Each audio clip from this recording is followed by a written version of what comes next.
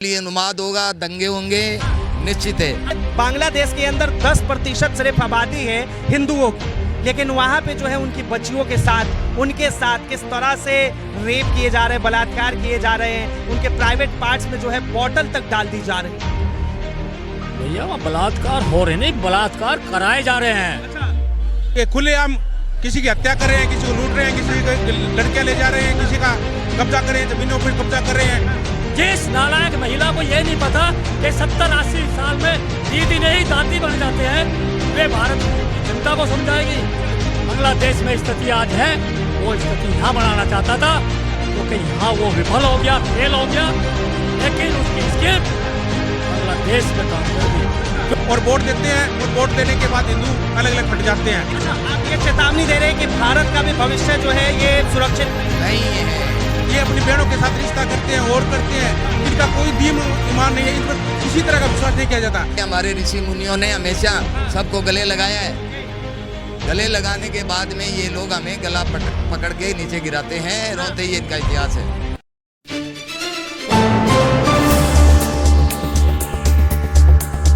नमस्कार, आप देख रहे हैं राष्ट्रीय सागर और मैं हूं आपके साथ विनायक कुमार। देखिए, बांग्लादेश में जिस तरह से आग भड़की और दो समुदाय के बीच लगातार विवाद चला, कई वहां पर अल्पसंख्यक जिस तरह से हिंदू थे उनके घर में घुसकर उनकी बच्चियों के साथ बलात्कार हुआ तो लोगों को मार दिया गया। कितने शर्म की बात है कि एक देश के लोग जो है सरकार के खिलाफ नारेबाजी करते हैं, सरकार का विरोध करते हैं, लेकिन सरकार के विरोध की आड़ में किस तरह वहां की आम जनता को वो लोग टारगेट बनाते हैं। और साफ तौर पे कहा जाए तो एक धर्म के लोगों को वहां पर टारगेट बनाया गया और उन्हें जो है चुन चुन कर मारा गया। अब इस चीज को लेकर जो है भारत के लोग काफी आक्रोश में है। साफ तौर पर उनसे बात करते हैं, उनसे जानते हैं। क्या नाम है सर?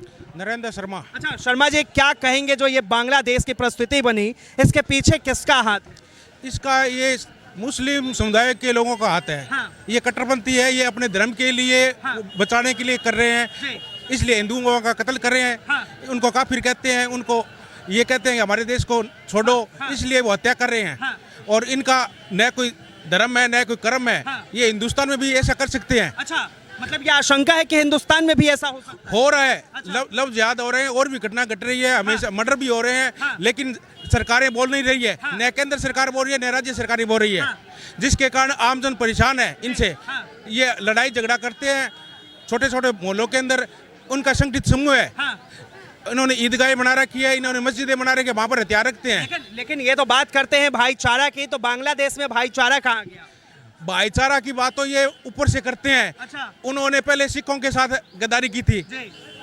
गुरु गोविंद सिंह जी थे, उनके हाँ। उनके बेटों की हत्या उन्होंने ही की थी। हाँ। वही कौम है। हाँ। और इस कौम पर विश्वास नहीं किया जा सकता। अच्छा, आप कह रहे हैं कि मतलब ये कौम ऐसी है कि इस पे भरोसा ही नहीं कर सकते? कोई भरोसा नहीं किया जा सकता। हाँ, देखिए, कांग्रेस के एक नेता है सलमान खुर्शीद, उन्होंने भी साफ तौर पे कहा कि भारत में भी ऐसा हो सकता है। तो उन्होंने आशंका जता दी पहले। हाँ। उनको करवाना है। हाँ। इसलिए उन्होंने आशंका जताई है, ये होगा। अच्छा। आज नहीं होगा तो 10 साल बाद में हो जाएगा, 20 हाँ। साल में हो जाएगा। हाँ। लेकिन कुछ छोटे कस्बे हैं, उनमें तो हो रहा जी। है। हमेशा झगड़े होते हैं, उसके लिए कोई कानून व्यवस्था नहीं है। हाँ। ये खुलेआम किसी की हत्या कर रहे हैं, किसी को लूट रहे हैं, किसी को लड़कियां ले जा रहे हैं, किसी का कब्जा कर रहे हैं, जमीनों पर कब्जा कर रहे हैं। हाँ। हर तरह का उन्होंने अपना सिस्टम बना रखा है। हाँ। और दबाव गे रहे हैं हिंदुओं के ऊपर। जी। और हिंदू कौम संगठित नहीं है, इसके कारण ये हो रहा है। हाँ। और वोट देते हैं, और वोट देने के बाद हिंदू अलग अलग फट जाते हैं। देखिए, जिस तरह से बांग्लादेश के अंदर 10% सिर्फ आबादी है हिंदुओं की, लेकिन वहाँ पे जो है उनकी बच्चियों के साथ उनके साथ किस तरह से रेप किए जा रहे हैं, बलात्कार किए जा रहे हैं, उनके प्राइवेट पार्ट्स में जो है बॉटल तक डाल दी जा रही है।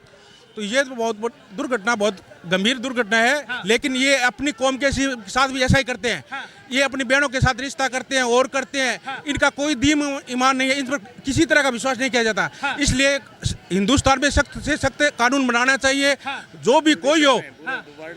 कोई भी ऐसा घटना काम करता है, उसके खिलाफ कानून होना चाहिए। शरिया कानून लागू करो। हाँ। देश के अंदर हाँ। जो मुसलमान कहते हैं हम शरिया कानून को मानते हैं, हाँ। उनके ऊपर लागू होना चाहिए। अच्छा, जिसके कारण से ये नहीं करेंगे। जिस तरह बांग्लादेश में वहाँ के प्रधानमंत्री भाग जाती है और वहाँ के लोगों को लवारिस के जैसे छोड़ दिया जाता है।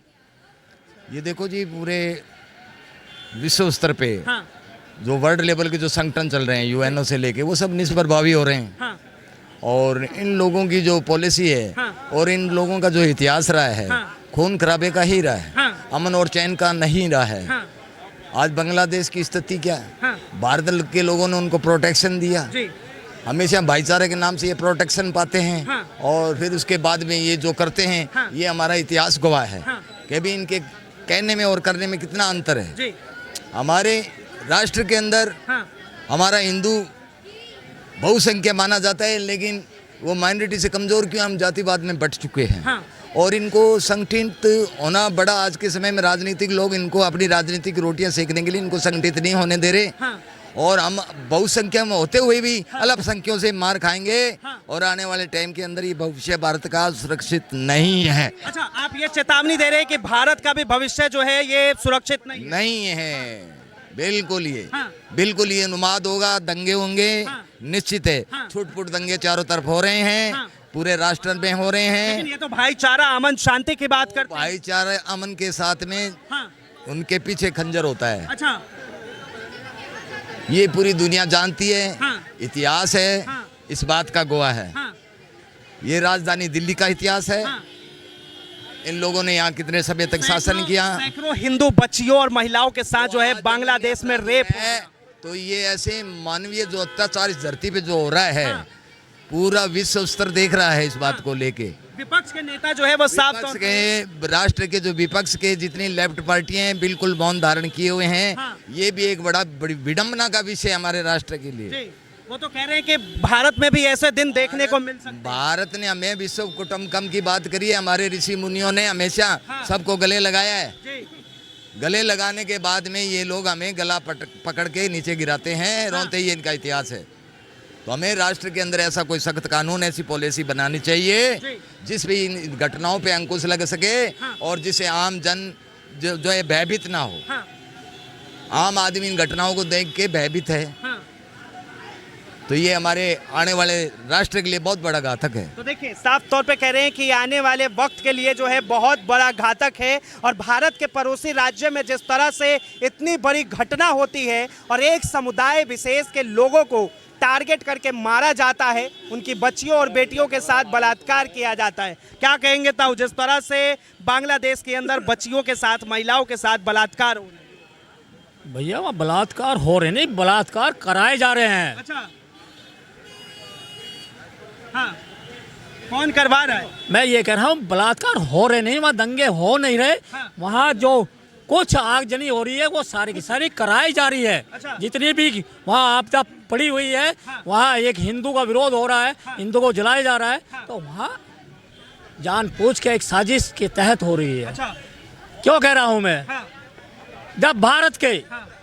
विपक्ष के नेता हाँ। राहुल गांधी हाँ। खालिद जिया के बेटे से लंदन मिलते हैं आज से 15 दिन पहले, हाँ। तो उसके बाद ये दंगा होता है वहाँ। अच्छा। कहाँ? हाँ। खालिद जिया कौन है? हाँ। बांग्लादेश का विपक्ष का नेता जी। है। हाँ। यहाँ नीट का मुद्दा किसने उठाया? हाँ। विपक्ष ने। जी। युवाओं को, हाँ। छात्रों को हाँ। सड़क पे लाने का काम किसने करा? हाँ। विपक्ष ने। हाँ। जो बांग्लादेश में स्थिति आज है, हाँ। वो स्थिति यहाँ बनाना चाहता था, अच्छा। क्योंकि यहाँ वो विफल हो गया, फेल हो गया। हाँ। लेकिन उसकी स्कीम हाँ। बांग्लादेश में काम कर गई, अच्छा। क्योंकि टारगेट यहाँ भी हिंदू था हाँ। और वहाँ भी हिंदू है। हाँ। तो इस चीज को भी जनता जानती है। अभी थोड़ी देर पहले आपके अल्फाज थे ममता दीदी, हाँ। है? हाँ। जिसकी उम्र 70, 75, 80 साल की हो, हाँ। जिस नालायक महिला को ये नहीं पता कि 70, 80 साल में दीदी नहीं दादी बन जाते हैं, वे भारत की जनता को समझाएगी? अच्छा। उस बेवकूफ के चक्कर में आएगी? हाँ। तो वहाँ तो सारा का सारा हाँ। एक जिहाद है, हाँ। जिहाद है हाँ। और जिहाद है। हाँ। क्यों कह रहा हूँ मैं? उसको, उस जगह को राष्ट्रपति कहाँ पे लगना चाहिए?